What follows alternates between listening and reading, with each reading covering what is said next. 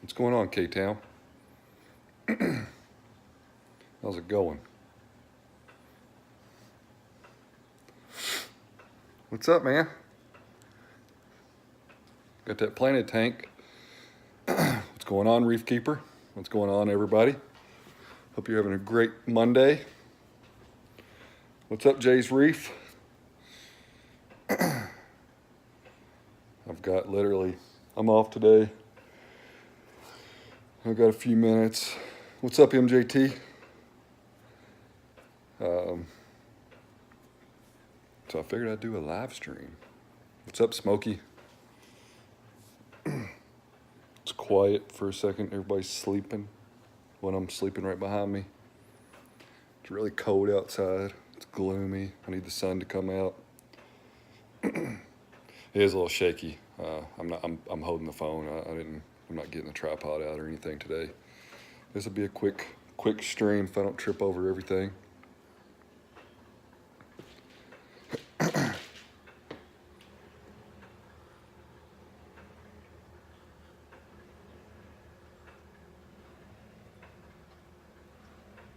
What's up, Chimp the Reefer? What's going on? I'll put some emerald crabs in here. See that rock there? It's covered in bubble algae. And actually, right here was covered in bubble algae. And the bubble algae's gone. The emerald crabs are they're doing something. My thoughts on Red Sea versus water box. Well, I've never owned a water box, nor have I ever seen one in person. The only thing that I don't like about the water box aquariums that I've seen is they etch the glass and it says water box on it. I get it. I mean, my stand says Red Sea on it, but the glass isn't etched anywhere, and it's probably a pretty minor dislike on my part. Quite honestly, if I had one of the tanks after I've seen it for a little while, I may actually like it, but I wouldn't let the etching on the glass deter me from buying one of their aquariums. But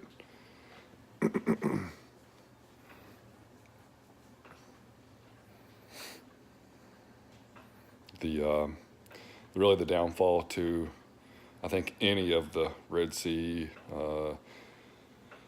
water box, I don't know of any other brands, but just the plumbing in general.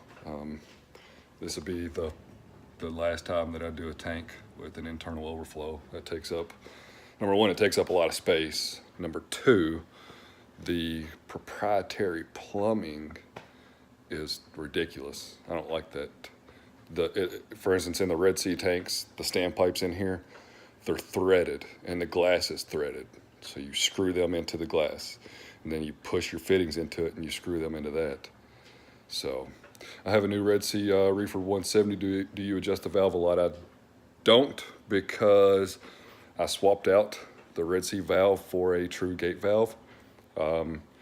There's many threads on Reef to Reef. There's videos all over about it. The reason that I swapped it out is because my Red Sea valve was fluctuating, if you will.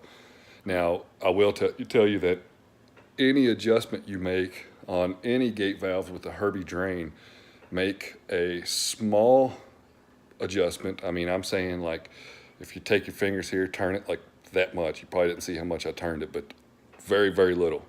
And then give the system a little bit to figure it out and I'm gonna have to do that. The valve is a pain, constantly needs to be adjusted to avoid noise. Yeah, I've not, I put the new gate valve in and it was a done deal. It was it. But there's a video that if you look up Sith Rico, I think it's SITHRICO, he did an amazing job on swapping out the valve for a true gate valve. So I would suggest watching his video. He kind of goes through the parts that you need. What's going on, Rip Van Winkle? What's up, everybody? I probably should have turned the radio on view on, but it's just running the AB Plus schedule right now. The tank probably doesn't look too bad. I do need to move. I moved these torches over here, and you can see that one on the right's just getting hammered. But you know what? Reef Keeper's got his torches in high flow, so I said I'm gonna try that because his torch's tentacles are like 8 inches long, and they just whip back and forth, and everything's happy.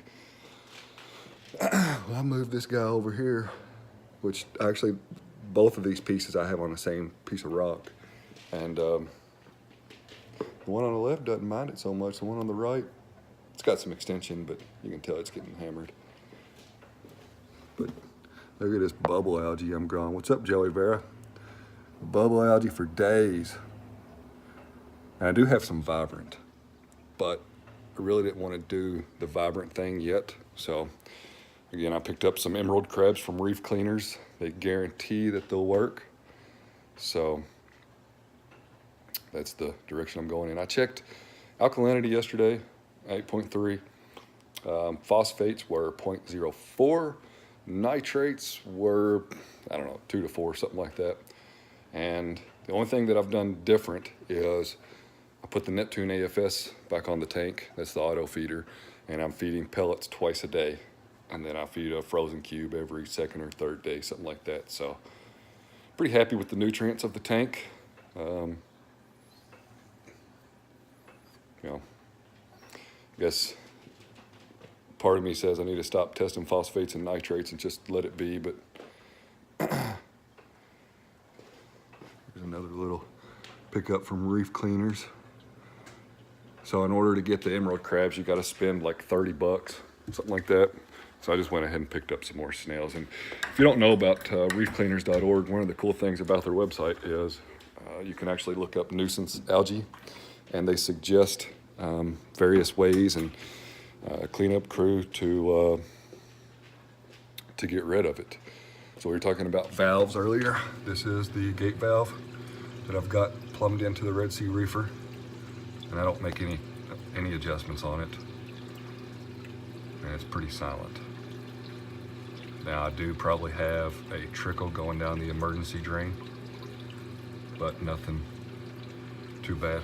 There's the Neptune AFS and the skimmer that I'm trying to dial in. I can hear one of the pumps ramping up. Got a float switch I just added. Same gate valve I have, same color pipes too. Yeah, you know, I do want to change out this for blue, but I've just left it alone, you know. Did mount the Neptune dose in a stand. Playing with the Inkbird again. Appreciate it, Joey. Thank you. Pelfrey celebrating his 30th anniversary on his 19th birthday. So, that's the cabinet. Turn on. What's up, Reefing with O? That is a Maxspect Gyre 230 right here.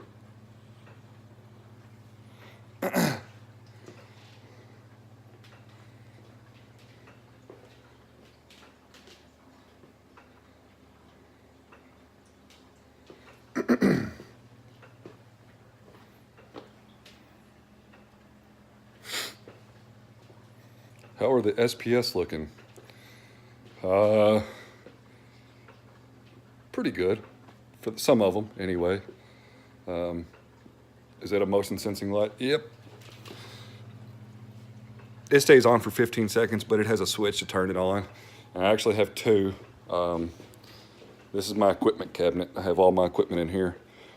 And I have another motion sensing light in here, so it holds charge pretty good.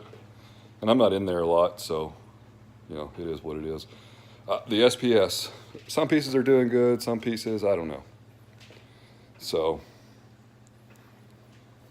it's kind of frustrating. I mean, I'm doing 10-gallon water changes every week, 8 to 10 gallons, and I'm using the Red Sea Blue bucket. my alkalinity has been super stable. I mean, it's been 8.2, 8.3 for a while. Super, super stable. But, you know, I don't know. I'm running the AB plus schedule on the Radions at like 47% intensity. So I can tell you, these things have been amazing.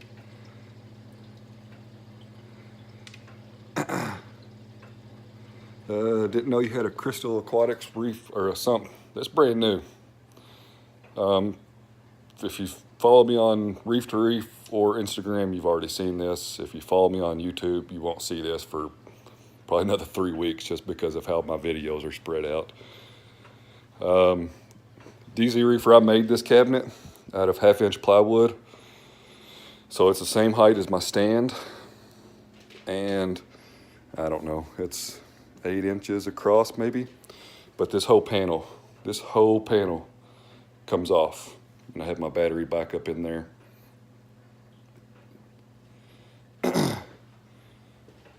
Yeah, there's toys everywhere. They're everywhere. This is my 3 foot plus 8 to 10 inches of real estate that I get. But yes, this is the Red Sea Reefer, the RSR 250 sump, which is crazy, the amount of volume. I mean, it added probably 8 gallons to the tank. I did have to raise the skimmer up, and funny enough, I'm using a feeding ring from Building an Obsession to raise the skimmer up. So the skimmer barely fit. I am running a filter sock there just to quiet down the waterfall, and the Core 20, which also we'll go over that at a later date, but I am starting to pick up on the Inkbird where I left off on it, which is pretty interesting. I doubt I used the humidity sensor in that at all. Probably just used the temperature probe. And then I have, because you've seen all of the toys, this is a magnet. This is a door lock. When you swipe, it unlocks. So you don't see anything on the exterior of the stand, and it stays locked up and the kids can't get to it. That stupid mushroom is gonna get stuck in the MP10 again. Oh, I got lucky. Now it's gonna land in the Ophelia and it's really gonna have a bad day.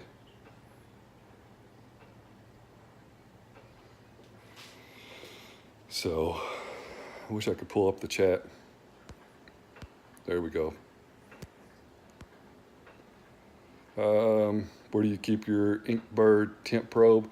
It's just laying in the sump for right now. I need that door lock. My 2-year-old looking to destroy my tank. You got that right. I hit something and something popped up. I don't know what that was. But anyway, nothing exciting here. Hanging out, got the day off. Gonna go run some errands here in a minute. Look at the tank, put that mushroom in a strawberry type basket with rubble and a mesh screen top. Yeah, I was actually reading about that yesterday. It's floated around the tank for a while. These guys they're attached to the rock and they've done well, and that particular one has floated around the tank for a while, and I thought that I had it attached, but apparently I don't. And it's got stuck in the pump over here a couple times, so oh well. But I do need to get some type of box, and I do have a bucket of rock that I can break up. But I do like the way the tank looks without the gyres on the side. So, oh well. But that's gonna end it for here. Hope you all have a great Monday. There's really nothing on TV because it's Monday, so that kind of is a bummer, but I'll find something to keep me busy. Shroom boxes, yeah, I like the Zen Reef stuff. So yeah, Rip Van Winkle, it's just a short stream. I had about 20 minutes to just stream real quick, and I'm at almost 16 minutes, so go ahead and hop off here. So hope you all have a great day. Appreciate you stopping by. If you're not on Instagram, it's going to take you like 3 seconds to sign up. May as well get on Instagram. Everybody else is on Instagram. Get it. See you later.